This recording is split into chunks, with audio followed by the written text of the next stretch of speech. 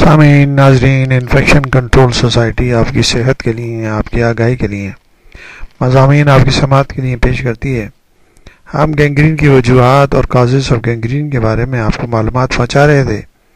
ہم نے آپ کو بتایا کہ ایمبولزم، تھرمبوسس، آرٹریوسکلوروسس، ارگٹ آف فروسٹائٹ سے گینگرین ہو سکتی ہے۔ چھٹے نمبر پر جب ہم دیکھتے ہیں تو اس میں ڈائبٹیز بھی آتی ہے۔ ڈائبٹیز یعنی کہ شوگر کی بیماری، ذیابطیس، جس میں بلڈ شوگر لیول بڑھ جاتا ہے، اس کی وجہ سے کئی مسائل پیدا ہوتے ہیں جس میں کاربنکل اور گینگرین بھی لاحق ہو سکتی ہے۔ اسی طرح جو ہے 7ویں نمبر پر ہم آپ کو بتائیں گے کہ ٹائیفائڈ کی وجہ سے بھی مسائل پیدا ہو سکتے ہیں، اور ٹائیفائڈ میں بھی بیڈ سور اور گینگرین دونوں پیدا ہو سکتے ہیں۔ یعنی کہ یہ بھی ایک کرونک ڈیزیز ہے جس میں قوت مدافعت کم ہو جاتی ہے۔ انسان جو ہے، جو مریض جو ہے، مسلسل بیڈ کے اوپر لیٹا رہتا ہے۔ اگر بیڈ پہ لیٹے رہنے سے اور دباؤ پڑنے سے جو ہڈیاں ہیں اور اس کے درمیان میں جو کھال ہے، اس کے اندر خون کی سپلائی رک جاتی ہے اور بیڈ سور پیدا ہو جاتے ہیں۔ کچھ خون کی سپلائی بند ہو جاتی ہے، اور کچھ یہ ہے کہ وہ بیکٹیریا جو ہیں، جو سیپروفائٹک بیکٹیریا ہیں، وہ وہاں پر حملہ کر دیتے ہیں، اور اس وجہ سے بیڈ سورس یعنی کہ زخم جو ہیں وہ بن جاتے ہیں جسم کے اوپر، خاص طور پر ان جگہوں پر جہاں پر ہڈیوں کے اوپر کوئی گوشت نہیں ہوتا، مسلس نہیں ہوتے، اور ہڈیوں کے اوپر صرف کھال ہوتی ہے، تو وہ دباؤ سے اس مسائل کا شکار ہوتی ہے کہ خون کی سپلائی وہاں پر رک جاتی ہے اور بیڈ سور پیدا ہو جاتے ہیں۔ یہ بہت ہی تکلیف دہ کنڈیشن ہوتی ہے بیڈ سور پیدا ہونا، کیونکہ جن افراد کے اندر یہ مسائل پیدا ہوتے ہیں وہ زیادہ تر لمبے عرصے تک بستر پہ لیٹے ہوتے ہیں، اور ان کو اٹھانا بٹھانا بھی دوسروں کی رحم و کرم پر ہوتا ہے۔ اگر وہ ان کو کیئر نہیں کریں گے تو بیڈ سور پیدا ہو سکتے ہیں، جو کہ انتہائی تکلیف دہ عمل ہے، اور اس کی وجہ سے مسائل بڑھ جاتے ہیں۔ تو بہتر یہ ہوگا کہ ان چیزوں کا خیال رکھتے ہوئے ان چیزوں کو پیدا نہ ہونے دیے جائے۔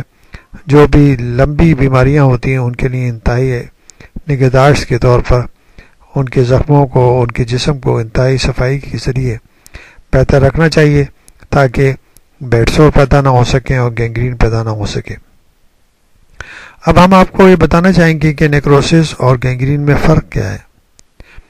نیکروسس کے ارد گرد WBC یعنی کہ وائٹ بلڈ سیل یعنی خون کے سفید جسیمے موجود ہوتے ہیں، جبکہ گینگرین کے ارد گرد تعفن یعنی کہ وہ بدبو اور پیدا کرنے والے بیکٹیریا، کلاسٹریڈیم ویلچائی، کلاسٹریڈیم اسپرنجنس اور بیکٹیریا بی ایروجینس وغیرہ بڑی تعداد میں موجود ہوتے ہیں، جو کہ سیپروفائٹک بیکٹیریا ہیں، اور وہ گلانے سڑانے والے بیکٹیریا ہیں جن کی وجہ سے بیڈ اسمیل پیدا ہوتی ہے۔ نیکروسس میں یہ مسائل پیدا نہیں ہوتے۔ نیکروسس والی جگہ کی رنگت پیلی اور دھندلی ہوتی ہے، جبکہ گینگرین والی جگہ کی جگہ سیاہ رنگ کی ہو جاتی ہے، جیسا کہ ہم نے آپ کو بتایا ہے کہ اس میں آئرن سلفائڈ بن جاتا ہے، وہ ایک سیاہ رنگ کا مادہ ہے جس کی وجہ سے یہ گینگرین جو ہے اس کی سیاہی مائل ہو جاتی ہے۔ نیکروسس والے مقام پر تعفن، بدبو یا گیس نہیں اڑتی، جبکہ گینگرین زدہ مقام پر سخت تعفن اور بو کے علاوہ گینگرین سے متاثر مقام سے گیس کے بلبلے بھی نکلتے ہیں۔ ٹائیفائڈ اور TB میں نیکروسس لاحق ہو سکتا ہے، جبکہ ڈائبٹیز میں گینگرین کی شکایت اکثر پیدا ہو جایا کرتی ہے۔ نیکروسس میں کیزیشن نیکروسس یعنی کہ پنیر جیسا مادہ متاثرہ مقام پر دیکھا جا سکتا ہے، جبکہ گینگرین میں کیزیشن نیکروسس نہیں ہوتا۔ یعنی ان چیزوں سے ہم اندازہ لگا سکتے ہیں کہ نیکروسس کیا ہے اور گینگرین کیا ہے۔ گینگرین جو ہے بہت ہی مسائل پیدا کرنے والا مرض ہے، جس کی حفاظت کرنی چاہیے، جس سے بچنا چاہیے، اور جن مرض میں یہ پیدا ہوتا ہے ان مرضوں کو اور ان بیماریوں کو بہتر طریقے سے علاج کرنا چاہیے۔